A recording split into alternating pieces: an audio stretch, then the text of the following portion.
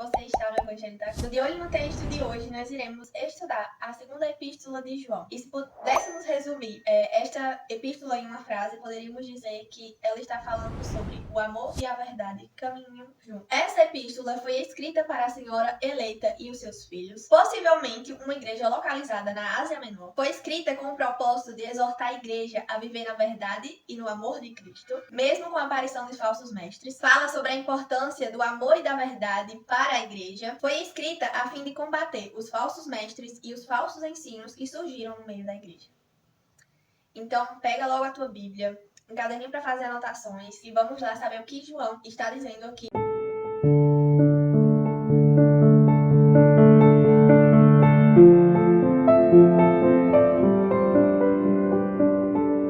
Na sua segunda epístola. Eu já estou aqui com a minha Bíblia aberta em 2 João e eu trouxe algumas anotações para vocês sobre o que essa segunda epístola vai nos falar, na verdade, né? Essa epístola foi escrita para alguém que João vai chamar de a senhora eleita e os seus filhos. Possivelmente, essa era uma casa-igreja, né? No caso, como eu falei para vocês no vídeo anterior, as igrejas não é como a gente vê hoje em dia. Não é um local estabelecido com pessoas diferentes. Geralmente, as igrejas começavam em famílias, em casa, em lares. E bem possível que João esteja direcionando para o que ele vai chamar de senhora eleita, né? Possivelmente, essa igreja ficava localizada na Ásia Menor. Ela foi escrita com o propósito de exortar a igreja a viver no amor e na verdade de Cristo, combatendo os falsos mestres, vivendo no amor e na verdade, mesmo diante dos falsos mestres. Também vai falar sobre a importância do amor e da verdade para a igreja. João ainda vai escrever a fim de combater os falsos ensinos e os falsos mestres que surgiram ali na igreja naquela época, naquele tempo. E essa carta, assim como essa epístola, assim como as outras, como Judas, como 3 João que a gente viu, são super atuais e servem também para os nossos dias, para que a gente possa viver e saber como reagir diante destas coisas em nossos dias. Então, abre aí sua Bíblia, segunda epístola de João, vamos ver o que os versos 4 a 6 têm a dizer. Primeiro nós vamos dar uma olhada na introdução, na saudação, e depois vamos ver o que João quer dizer dos versos 4 aos versos 6. Pega sua Bíblia aí comigo, vamos lá. O presbítero, a senhora eleita e aos seus filhos, a quem eu amo na verdade, e não somente eu, mas também todos os que conhecem a verdade. Por causa da verdade que permanece em nós e conosco estará para sempre. A graça, a misericórdia e a paz da parte de Deus, Pai, e de Jesus Cristo, o Filho do Pai, serão convosco em verdade e amor. Fiquei sobremodo alegre em ter encontrado dentre os teus filhos os que andam na verdade, de acordo com o mandamento que recebemos da parte do Pai. E agora, Senhora, peço-te, não como se escrevesse mandamento novo, senão que tivemos desde o princípio, que nos amemos uns aos outros. E o amor é este, que andemos segundo os seus mandamentos. Este mandamento, como ouvistes desde o princípio, é que andeis neste amor. Vamos ver o que João está dizendo aí dos versos 4 ao 6. Eu fiz algumas anotações, então você vai acompanhando aí verso a verso na sua Bíblia, anotando aí o que você entendeu também. Andar na verdade, que João vai trazer aqui no versículo 4. Os teus filhos que andam na verdade. Este andar na verdade implica em viver em fé e obediência à palavra, transformando a obediência à verdade em um hábito pessoal. E podemos então perceber que o amor que é apresentado por João não é um amor sentimental, como eu falei no vídeo anterior, mas esse amor aqui, nós podemos perceber que o amor aqui, que é aconselhado a ser praticado por João, não é um sentimento, como eu falei, mas é uma atitude. E essa atitude aqui que João vai apresentar, esse amor é uma atitude. E é uma atitude de uma vida piedosa. Aqueles que amam vivem a verdade. Vivem de acordo com a verdade, obedecem à verdade. Vamos agora ver o que João está dizendo dos versos 7 a 11. Acompanhem na sua... Porque muitos enganadores têm saído pelo mundo fora, os quais não confessam Jesus Cristo vindo em carne. Assim é o enganador e o anticristo. Acautelai-vos para não perderdes aquilo que temos realizado com esforço, mas para receberdes completo galardão. Todo aquele que ultrapassa a doutrina de Cristo e nela não permanece, não tem Deus. O que permanece na doutrina, esse tem tanto o Pai quanto o Filho. Se alguém vem ter convosco e não traz essa doutrina, não o recebais em casa, nem lhe deis as boas-vindas. Porquanto aquele que lhes dá boas-vindas faz-se cúmplice das suas obras más. O que João está querendo dizer aqui? Nós podemos perceber os seguintes pontos. Nos versos que se seguem, do 7 ao 11, João, ele vai chamar a igreja a estar em alerta contra os falsos mestres. E em alertas firmados nessa doutrina. Na doutrina de Cristo, na doutrina que Cristo deixou, na doutrina dos apóstolos. O verso 9, nós podemos perceber João falando sobre os falsos mestres, né? Que quem são esses falsos mestres? São aqueles que rejeitam a verdade ou pregam uma meia-verdade. Não são e esses falsos mestres não são crentes, não são cristãos genuínos. Eles não têm a Deus, é o que João vai dizer. Eles não são crentes genuínos, eles não têm a Deus, não são salvos. Nos versos que se seguem, João vai aconselhar que aos falsos mestres, nós não devemos nem mesmo praticar hospitalidade. É isso que ele está dizendo quando ele diz, não os recebais em casa.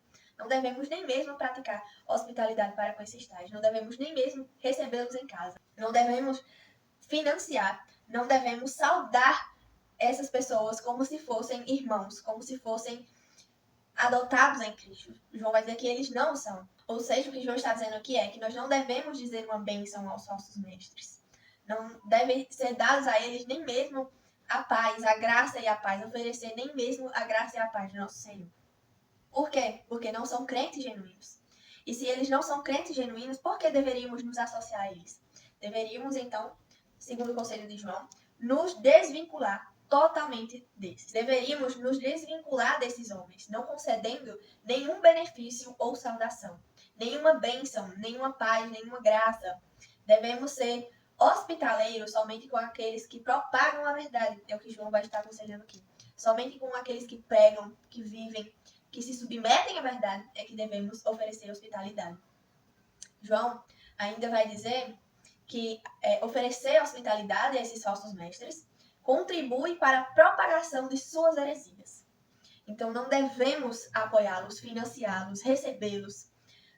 Não devemos nos associar a essas pessoas, porque fazendo assim, ou se nos tornarmos omissos para essas pessoas, estaremos contribuindo para que o seu falso ensino se perpetue. Então, não devemos nos associar, financiar, apoiar esses tais. Devemos manter distância, nos afastar totalmente dessas pessoas. Quais são as aplicações que podemos tirar aqui da segunda epístola de João? Eu vou trazer algumas aplicações para vocês. A primeira das aplicações é que o amor ele é uma atitude de viver de maneira piedosa na verdade. Devemos viver de forma obediente diante do Senhor em santidade, demonstrando uma vida piedosa. A segunda aplicação que podemos tirar dessa epístola é que nós necessitamos viver na verdade. Necessitamos caminhar na verdade. Necessitamos testemunhar a verdade. Não apenas com os lábios, mas com a nossa vida, com a nossa maneira de falar, de caminhar, de vestir. A terceira aplicação que podemos tirar dessa segunda epístola é que a hospitalidade e o financiamento a essas lideranças só devem ser praticados aos que vivem na verdade, na doutrina de Cristo. Não devemos financiar, apoiar lideranças de falsos mestres, que não se submetem à doutrina de Cristo, que não se submetem à verdade. Não devemos apoiar, financiar, oferecer hospitalidade a esses três. A quarta aplicação que podemos tirar dessa segunda epístola é que a igreja deve estar amparada na verdade. A igreja deve estar alicerçada na verdade, deve pregar e viver a verdade, para que não caia no engano dos falsos mestres. A aplicação que podemos tirar aqui dessa segunda epístola é que nós devemos ser exigentes quanto à pregação da verdade. Devemos cobrar da nossa liderança que eles preguem, que eles falem a verdade de acordo com as escrituras. Não de acordo com o que eles acham, não de acordo com o que a igreja acha, mas a verdade de Cristo deve estar acima de todas as coisas. E ela deve reinar sobre a igreja. E a pregação deve estar amparada na verdade. Então devemos cobrar, devemos ser exigentes, como os bereanos, estar analisando, estar cobrando que a verdade seja prega nas igrejas. Outra aplicação que podemos retirar ainda é que nós devemos se desvincular totalmente daqueles que não vivem na verdade, daqueles que pregam heresias, dos falsos mestres. Devemos nos afastar totalmente dessas pessoas. Devemos rejeitar totalmente essas pessoas. Por quê? Porque eles não vivem na verdade. Porque eles não se submetem à verdade e à doutrina de Cristo. E que proveito há de estar no meio de tais pessoas? Nenhum proveito, a não ser adoecer a alma e apoiar, financiar, ter vínculo e as pessoas olharem e pensarem que compactuamos com a mesma ideia que aqueles. Então, devemos nos desvincular dessas pessoas. Então, que Deus te abençoe e que você possa estudar essa epístola, ler ela aí sozinho na sua casa, possa anotar, fazer anotações. E só para finalizar, João vai terminar a carta dizendo o seguinte: ainda tinha muitas coisas que vos escrever. Não quis fazê-lo com papel e tinta, pois espero ir ter convosco, e conversaremos de viva voz, para que a nossa alegria seja completa. Os filhos da tua irmã eleita te saudam. Ou seja, ele termina a segunda epístola, assim vai terminar a terceira, dizendo que ele quer ir ter pessoalmente com essas pessoas para aconselhar, para conversar. E é isso, pessoal. Se você tiver gostado desse vídeo, não se esquece de se inscrever no canal, ativar o sininho das notificações, deixar o seu like, comentar aí abaixo, compartilhar com outras pessoas. Que Deus te abençoe e até a próxima.